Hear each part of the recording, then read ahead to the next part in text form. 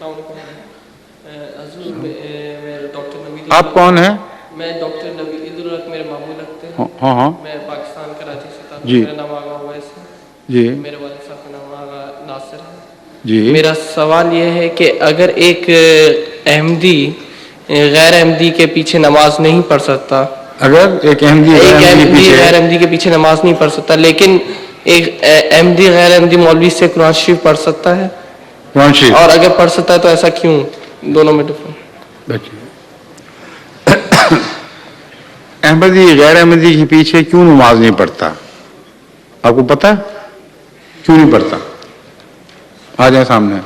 کیونکہ وہ مطلب احمدیوں کے پیٹ پیچھے ان کو مطلب مخالفت کرتے ہیں. ان کے پیٹ پیچھے کی بحث نہیں، میں تو مخالفت کرتا ہوں. حضرت مسیح موعود علیہ الصلوۃ والسلام کو آپ امام مہدی سمجھتے ہیں جی کہ نہیں؟ جی سمجھتے ہیں. یقین ہے؟ جی. امام کون بناتا ہے؟ اللہ تعالیٰ. اللہ تعالیٰ بناتا ہے جی. یا خود بن جاتا کوئی امام؟ خود تو نہیں. جو اللہ کے بنائے ہوئے امام کا انکار کرنے کی جرت کرے جی. اور کہے کہ وہ جھوٹا ہے، کیا وہ خود امام بن سکتا ہے؟ نہیں. اسی سی بات ہے. قرآن کریم پڑھانے میں یہ دعویٰ ہے ہی نہیں کہیں. خدا کا کلام ہے، اس کو عربی آتی ہے، وہ پڑھا دے گا. اس میں امامت یا غیر امامت کی بحث نہیں ہے. نماز میں ہے، لیکن اس میں خطرہ ہے. جو غیر احمدی کے پیچھے غیر احمدی سے ملا سے قرآن کریم سیکھے گا، اس میں بہت سے ایسے ترجمے ہیں جو ہمارے مسلک سے ہٹے ہوئے اور بالبداہت غلط ترجمے ہیں، جن سے مولوی چمٹا رہتا ہے. فاتح مسیح والی آیت ہے اور بہت سی آیات ہیں جن میں وہ عمداً غلط ترجمہ آپ کے بچوں کو سکھائے گا. اور ماں باپ کو اتنا وقت نہیں یا اتنا علم نہیں کہ وہ ان جگہوں پر اس کی درستی کرا سکیں.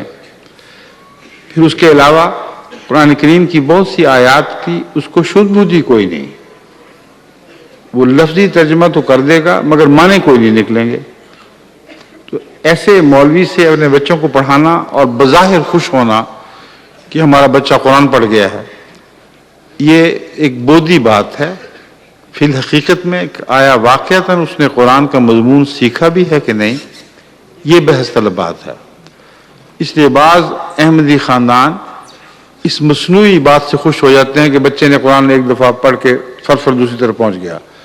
اسی بچے سے مشکل آیات یا وہ آیات جن میں اختلاف ہے وہ پوچھ کے دیکھ لیں، آپ کو سمجھ آئے گا کہ کس حد تک بچہ پڑا ہوا ہے.